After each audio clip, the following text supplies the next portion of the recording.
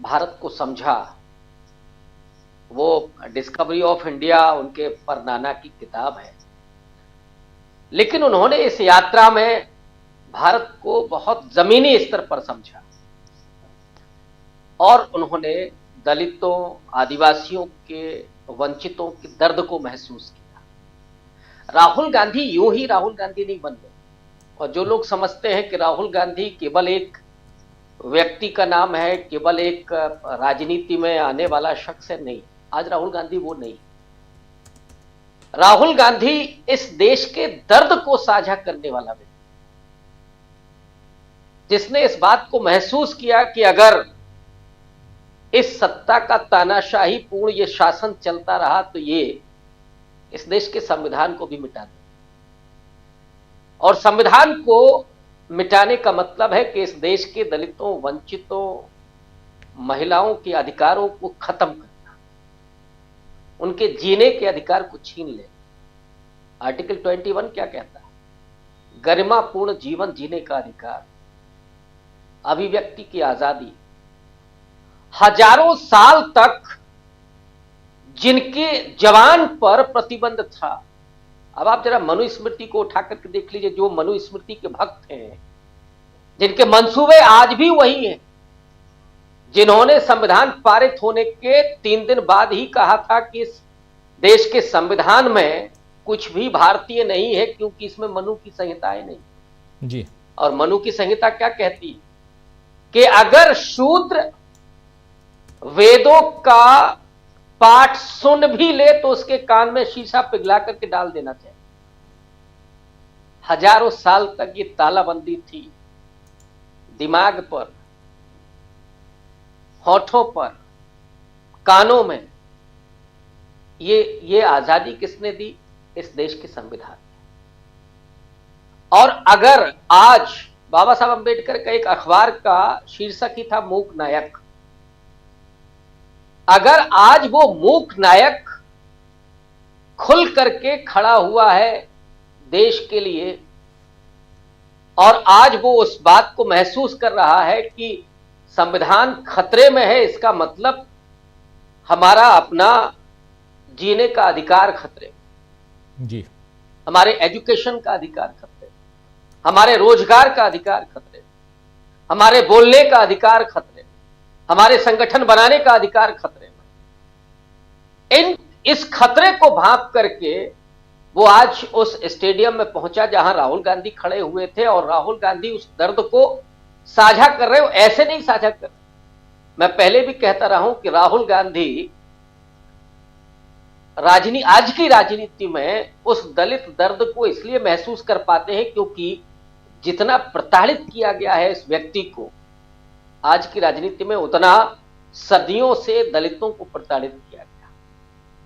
इसलिए जो अंबेडकर का कमिटमेंट था कि नहीं, हम बैठेंगे नहीं, हम खड़े रहेंगे, आप लाइट काट दो, आप हमारी आवाज बंद कर दो, लेकिन हम अब बिना कहे जाएंगे नहीं। ये राहुल गांधी की आवाज में मैं कई बार डॉक्टर अंबेडकर की आवाज को देखता हूं। कांग्रेस पार्टी को एक काम और करना चाहिए था। कई बार हम लोग थोड़ा सलाह के भी मूड में रहते हैं जी। ये जो आज हुआ है वो कल भी होना चाहिए था, माने 25 तारीख को। और मैं याद दिलाना चाहता हूं डीबी लाइव के माध्यम से और लोगों से ये अपील भी करना चाहता हूं, 25 नवंबर 1949 को जो डॉक्टर अंबेडकर ने संविधान सभा में भाषण दिया था, वो भाषण पूरे देश के लोगों को पढ़ना चाहिए जी। उसकी 2 बातें मैं आपके सामने रखना चाहता हूं क्योंकि आज बहुत मौजू है। अंबेडकर ने जो पहली बात कही थी कि आज हम राजनीतिक रूप से तो समान हो रहे हैं, समता स्थापित हो रही है, राजनीतिक लोकतंत्र स्थापित हो रहा है, लेकिन सामाजिक लोकतंत्र स्थापित हुए बिना ये लोकतंत्र खतरे में पड़ जाएगा। आज एक बड़ी चुनौती के रूप में दलितों और आदिवासियों के साथ क्या हो रहा है। खड़गे साहब ने जिस बात को कहा कि मूंछ रखने पर आप उनको उत्पीड़ित करते हैं, किसी के मुंह पर पेशाब करते हैं, किसी को घोड़ी चढ़ने पर पीटते हैं, तो एक तो ये कि सामाजिक लोकतंत्र नहीं स्थापित हो रहा बल्कि उल्टी दिशा में जा रहा है। दूसरी एक और महत्वपूर्ण बात, कम से कम उन भक्तों के लिए, अंबेडकर ने कहा था कि धर्म के मामले में भक्ति मुक्ति का साधन है, लेकिन राजनीति में भक्ति अंततः तानाशाही को पैदा करती है। यही हो रहा है। हमने तानाशाही पैदा की है, माने इस देश के लोगों ने, क्योंकि उन्होंने नेताओं पर सवाल खड़े करना छोड़ दिया, उनके भक्त हो गए। किसी के भक्त होने की जरूरत नहीं है। नेता को परखना, लगातार उससे सवाल करना, और पिछले 10 साल में अगर आप सवाल खड़े करते हैं तो आप पर हमला होता है।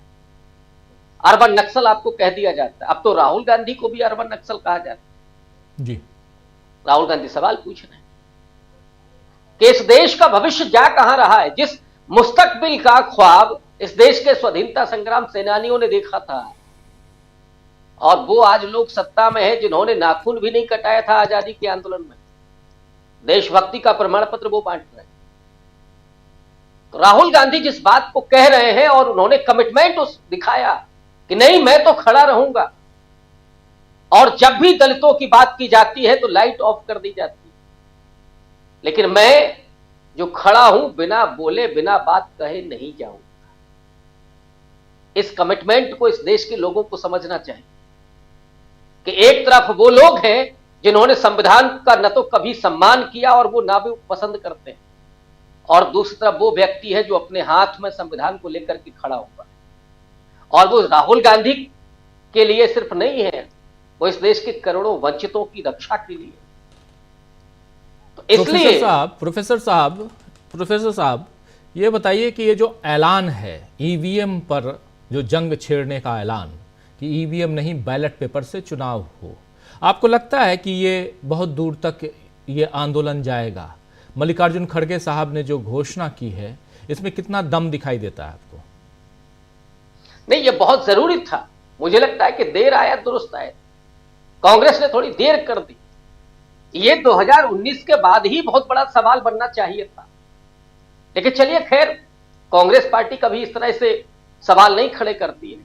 जब तक लोगों के भीतर आशंका नहीं हुई तब तक वो नहीं। और खड़गे जी ने आज जो ऐलान किया है, मुझे लगता है कि आज चाहे महाराष्ट्र का व्यक्ति हो, चाहे हरियाणा का हो, चाहे उत्तर प्रदेश का हो, यहां तक कि जम्मू कश्मीर और झारखंड का व्यक्ति भी हो, वो ईवीएम को लेकर के आशंकित है और बार बार इस बात के लिए वो प्रयास कर। आप अपने ही चैनल पर जरा देखिए, कमेंट्स पढ़िए, पिछले 2-3 सालों के कमेंट्स देखिए लोगों के, आम नागरिकों के देखिए।